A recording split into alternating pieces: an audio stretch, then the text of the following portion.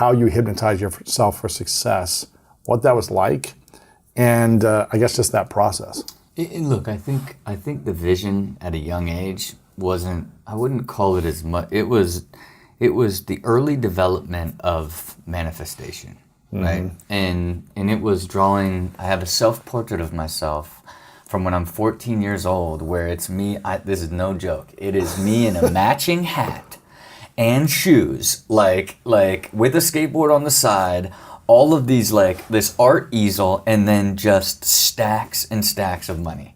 Really? Right? And you drew this? I hand drew it, right? And it's like, the most fascinating aspect is it's this bizarre matching hat to shoes combo, you know? And to me, like I always like could feel intuitively the law of attraction, right? Really? And so even when I look at like, I was lost at 25 years old when I was like searching for some sort of way to, I was like a fix to help like redirect me and get me remotivated and refocused. And that's why I was looking for a hypnotist, right? And then I found a hypnotist who was at the Scripps La Jolla Hospital, and so to me, I'm like, okay, this is like a clinical psychologist hypnotist. This is real, right? And so when I got in Not there, some stage performer. Yeah, and so to me, it was like when I got in there, I was like looking for like, you know, make me focused on skateboarding so I can win contests, like, you know, whatever my vision was. And he immediately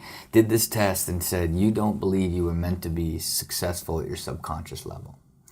And so that's what he discovered after doing some tests. Yeah, he did these tests, and then the initial hypnosis was just reinforcing at the subconscious level that I was meant to be successful, right? That I believed that, right? How do you learn to believe that if you hadn't believed it until then? And look, I would say that I grew it and built it at an early age and was starting to lose it. Okay. And so then you got it, helped. Which made you a professional at 16, right, and kind of go to the next level. But then somewhere you lost it. Right. He reinforced it, and then boom, you know. And most recently, I went to his house, you know, like a year ago. Really? Yeah, I went to his house. He's like, this hypnotist now is lifelong friend. You know what I mean? I found him in the Yellow Pages. It was What's his name? pre-internet. The great Dr. George Pratt. And so, you know, I've sent friends there. I go see him all the time. You know, on my 5-year anniversary, he presided over the 5-year anniversary of our, when we renewed our vows.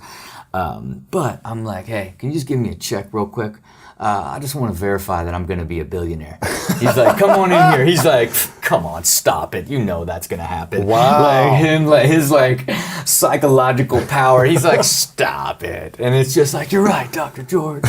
But look, I think even, you know, we were both in Think and Grow Rich that we had shot before we did the initial interview together too. He was in the movie? No, me and you. Oh yeah, gotcha, yeah. Right, and it was, even back then, like now I'm evolving and getting more intuitive of things being attracted to me. But it wasn't till 2018. I was in a bit of a bit of a pit of chaos, right? Because here's these great plans that I have built that were unfolding. 2016, it was all coming alive, right? Our interview was at peak youthful energy of like, the world is mine. I just moved to Beverly Hills. I'm having my first child. Got my new office in Beverly Hills, like my forever estates. Just launched the machine that month, right? All of these things, like I'm gonna build and sell all these companies. Still had never done it. Just the vision, the hope, everything. The energy of what was going to become, and so, but in 2018, like things got sideways, right? The energy got sideways. How so? Was this the NBC show that didn't work out? No, this was them talking about like ridiculousness going away. Right? Really? And I had built Super Jacket for it to be acquired, and it was just like, wow, it's like this entire thing that I've got like built up, and this is the first company I'm building to sell, is going to kind of drift away here. And my wife suggested, like, why don't we just watch The Secret? Wow. And so I'm like, you know, like, what, you know, and I kind of remember The Secret, you know, I sort of like remember The Secret. And then, I mean, the first 15 minutes, it just shifted my being. Really? It shifted my being in way of thinking of like stop it. Like look at who you are, what you've done, and look at like the good that has constantly like found its way to you. Don't lose sight of that. Like, and I began to practice belief. And literally like a month later, my internal medicine specialist is talking about meditation, and I'm like, I have to meditate. And she's like, oh, I in my office, we have this new company that has these meditation pods, the Somadome, right? And I'm like, can I try it out? And inside this Somadome, it's a guided meditation about manifestation. Really? And so what I started doing in 2018 is I was like, I'm not going to like hope for the law of attraction. I'm going to begin to practice it. So I would go to sleep every night watching The Secret. So it was the last thing I went to bed. And then when I would get up in the morning, I would get in my dome, right? And I would just like think of all the things I wanted to happen, right? And so instead of thinking in 2018 when they were talking about ending ridiculousness and I was in season 12, I decided I wasn't going to manifest season 13. I kept manifesting walking onto stage introducing season 30.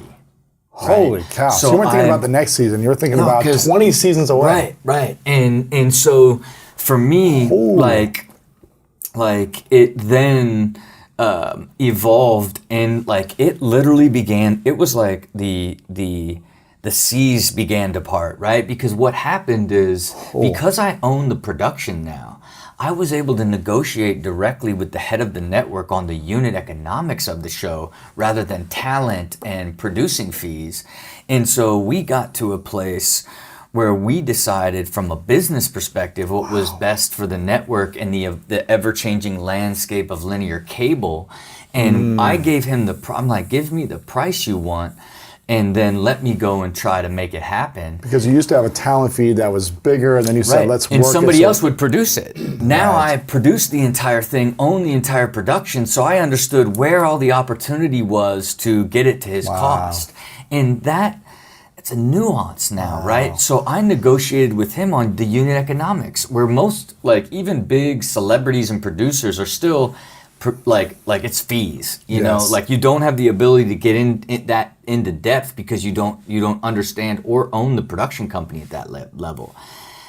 And so it goes from right there. I got it to his number. We negotiated, and I was getting 30 episode seasons at a time back then. And I said, I can only do this price if we get to 42 episodes, and you got to pick up multiple seasons. Wow. And I was hoping for 2.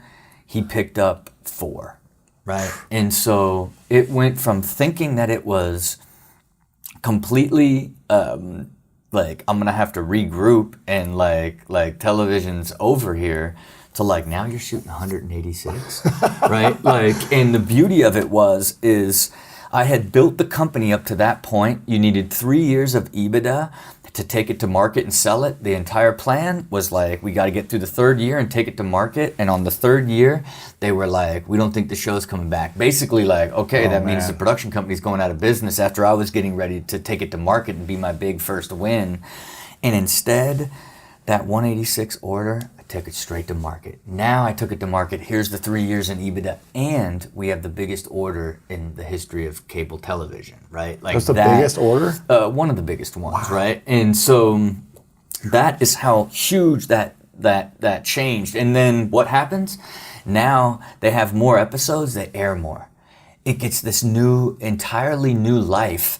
Then they're like, can we get more? Really? Then by the following year, you know, and keep in mind, at that time, I sold the company. What year was this now? The company was acquired in 2019, right? So, and then it was like, it had this explosion. So then it's like, how many can you give us? And I'm like, so I went through all time management, all aspect, because keep in mind, I'm still doing all of this while living super balanced, happy, normal life. So I could do 250 max. 250 in a year? Yeah. And then I was like, but in order to do that, like, can you pick up 2 years? And then they were like, what? No brainer. let's do it. So they then ordered 500. 500 EPs? Yes. In 2 years? In 2 years, and that put me to 30 seasons, right? So Holy. it's like, so, you know. Oh my goodness. And again, so you're visualizing 30. Visualizing 30. And I'll tell you one thing, you know, I actually spent some time with the great Dr. Joey Dispenza, right? And the one thing I heard from him is this idea of don't try to think it, try to feel it. You know, don't when you're trying to like tap into the quantum field and generate energy in the law of attraction, the things that you are thinking about, think about the feeling. That's why I like went through the feeling of like what it feels like to be on stage. Welcome to season 30, right? So it's a much more richer sort of existence. So now it's like I practice it every single day. I am in you know, that Somodome meditation pod, like feeling what I want to happen 7 days a week, almost never miss a day, right? And I track it super extensively, and like literally it's like 97, 96, like almost every, like 97% of this entire year I have been in there just visualizing what I want to happen. I gotta get one of these domes. Yeah, look, keep in mind, like think how hard it is to just meditate every day. That's so hard. Right? Think about how hard it is to just do anything healthy every day. For 5-10 minutes. Right. You know what I mean? I didn't do it overnight. I had to grow into it. It's a muscle. Getting that level of discipline, being able to commit to it, you need to do it over and over. You go through your highs and lows. You stop for a little bit. You go back to it. You stop. Like it goes like that till you finally grow the muscle of the consistency and the discipline to where it turns into a way of life. Yeah. I just don't. I can't even imagine not doing it. If I don't do it in a day, I'm like, oh, like where are all my dreams? You know. Like, how important is it for people to feel what they want to manifest on a daily basis then, as opposed to once in a while? I mean, look, I'm living proof that you can exponentially accelerate towards it if it's part of your focus. Where do you think you'd be if you didn't do that on a daily basis? It's hard and to say. go to sleep almost every night watching The Secret or something like that. I've been falling asleep to a lot of Jim Rohn, old Jim Rohn, this old school sort of his sort of philosophy that's also super sharp, because what I've just found is like you're like this, you know, I'm gonna fall asleep instantly, right? Like I sleep pure and quick, but it's like let me be in this like sort of growth mindset as I'm like drifting off asleep to like set the tone, right, for what it is. So I don't know, and it's, again, I think with a lot of stuff that I do, it's extreme, right? It's like so extreme, like you know, track every minute of your life. Yeah, like tracking every minute of my life, having the qualitative data of every single day, asking myself how I feel about my life, 0 to 10, right? And of life, work, and health. The beauty of that is it is a clear indication of the quality of your life. Yes. And I see direct correlation to my discipline on my quantitative stuff. Did I get up at 5? Did I brain train? Did I meditate? Did I get in the gym? Did I have a clean diet? Did I not drink? You could look straight up the line and look at the qualitative numbers, and they are 1 for 1, right? And at scale, right? You see you've gamified your discipline. Yes. Right? And in a sense, you've gamified driving the quality of your life, right? Which, what does that do? What do all those things actually deliver to you? You're just happier, you're more fulfilled, you feel better about yourself, you have more confidence, you have more belief, right? Like all of these things. But again, I started it in 2015. I was never able to do an entire year until 2020. It took me 5 years to do an entire year. Now in 2021, I set my goals in 2021 based off of having an entire year of this data to be like, I'm going to average 20 points above on the quality of life qualitative data, and I'm going to be 80% on my health balance quantitative stuff. And that's what I committed to. Only I am currently at like 21, and like 95. It just, Wow. it like once I gamified it and now I'm playing the stats, like it made me even that much more disciplined and excited and energetic to stay more disciplined, which in turn gives you more energy, more discipline, and More more self-belief. output, more self-belief, more success, all these things that compound on top of each other, because that's, you know, it really is a compound effect in all aspects of your life if you see your life as all of these different systems that have the ability to expand, right? Because as they expand and they're harmonious, you get this extraordinary energy and build this great foundation that you grow into the ideal version of yourself. Yes. Because that's ultimately everybody's goal, you know. If you could only do 5 things on a daily basis that would set you up for freedom, success, abundance, what would those 5 things be? I mean, to me, you know, it is the core 5 that I do. I'll skip brain train because that's just more like a discipline thing for fun. But you get up early, you know, like lately I've been getting up at 4 and 4:30 because it's like you get so much out of being highly organized and having time to get a ton of stuff executed before the chaos starts, Yes. right? Because I don't care who you are, the chaos starts, you know, in my case, it starts at 7, the moment my kids get up. Yeah. So everything that I can get done ahead of then is essential, right? And including free thinking and ideating and all these things that get lost when you're just going from thing to thing Busy, to thing yeah. and exhausted, and then like veg out, get up, go thing to thing, right? Like the life force is constantly recalibrating and getting clarity on where you're headed. Yes. As part of it. But one, for sure, get up early, meditate, you know, and everybody does it in a lot of different ways, but meditation for me isn't get quiet and breathe. It is, I put headphones on, I get in a dome, and I listen to a guided manifestation meditation. That's like basically reinforcing my drive and ambition and hopes and dreams rather than trying to like bring peace. And it's a different style, but I think anytime you just take that like 20 minutes to be outside of your body and ultimately the reality, if you will, is a great reset. And you know, I think, you know, number one, far and above is diet, man. I just Key. I don't care. If I could boil down the core of my happiness, the core of my execution, the core of it is literally clean diet, right? And it also compounds, right? Yes. And it compounds back and forth, right? Because like you can get clean and get a big momentum, and you can just start to eat lightly bad, and you just level off. You know what I mean? You definitely can't go a layer deeper. But it is, of course, the hardest one to maintain. It's the battle between the upper self and lower self, right? Yes. It is that pure battle of like, you know you shouldn't be doing it, but like you just can't stop it. Then once you start it, here's the problem for someone like me.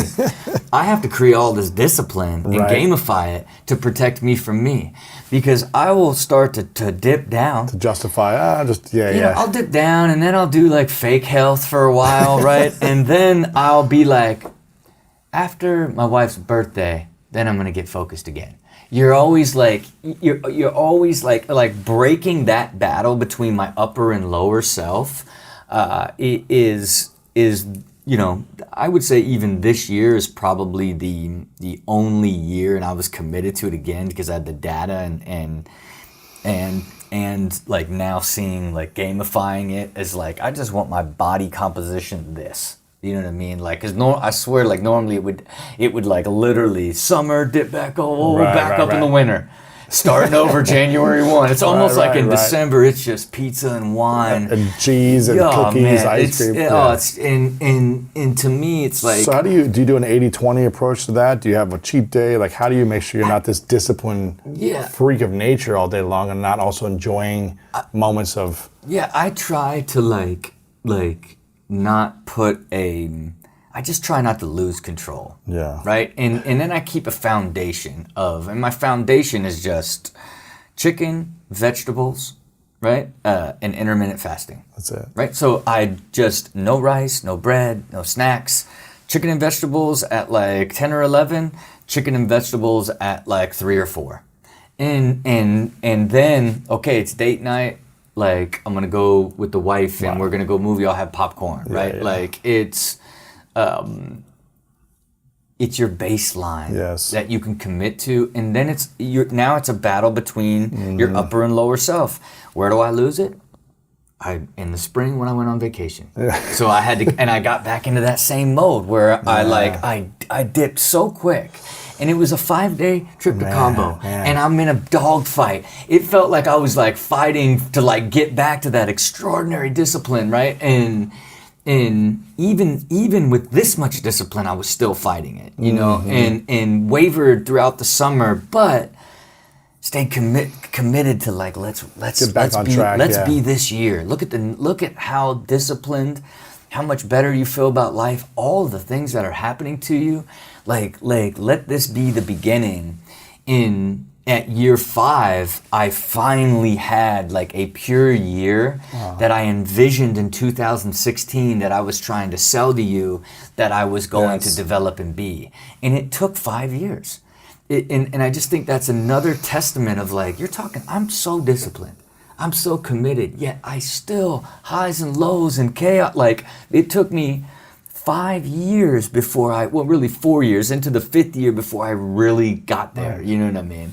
Which is just a testament to like having a plan and knowing that, hey, you're going to grow into this over the next 25 years, not try to do it overnight. In 6 months, 1 year, 2 years, 3 years. Interesting. Okay, so that's number 3, nutrition. And then, of course, getting in the gym and moving. Yes. You know, I don't forget about, you know, another big thing that I sat in here was talking about my passion for biomechanics and how after years of abusing my body, I have a doctor come to my house 5 days a week. Wow.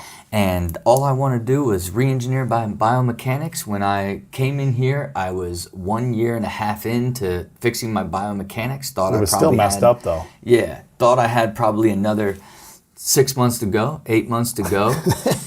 I am now into year 6. He still comes in 5 days a week. And it's like now I have this extraordinary, I know every single muscle in my body.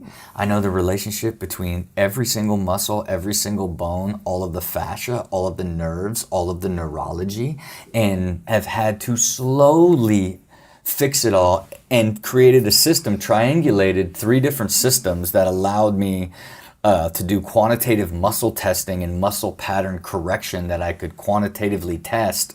And I would to simply describe it, your body puts a layer of compensation on every time like you add another movement dysfunction, and there is literally thousands. And they essentially turn your body into these Chinese handcuffs where you try to treat one area and it goes to another one and locks it, then that one starts to pull and pulls back into it. In unwinding all of those Chinese handcuffs, it has taken me, you know, almost 3 years. And right now I sit on the precipice of like testable, flawless biomechanics, right? Really? And another beautiful thing about it is I was getting internal blood work the entire way through, right? So I have my blood test for the entire way through. And so this latest blood work came back and you know, you're no longer, you have no more inflammation markers. You no longer have leaky gut. All of these things and you know, my internal medicine specialist is like, you know, I don't know. Like, what about your diet? I'm like, my diet hasn't changed. All I'm doing is fixing the relationship between my muscular structure and my skeletal structure, which then is releasing pressure on my internal organs and my gut and the functionality of my body and all this stuff. So I digress. Extraordinary, because now I'm like, wow, you're going to not only have a flawlessly functioning system, but now you have all this data to show that it's flawlessly functioning that you'll be able to use as your baseline till you die. Till you die. Here's the biggest lesson I've learned in 5 years is the mastery of my capacity. And your capacity is taken by a lot of different things. But one of the main things that takes your capacity is stress. And what I'd call stuck stress.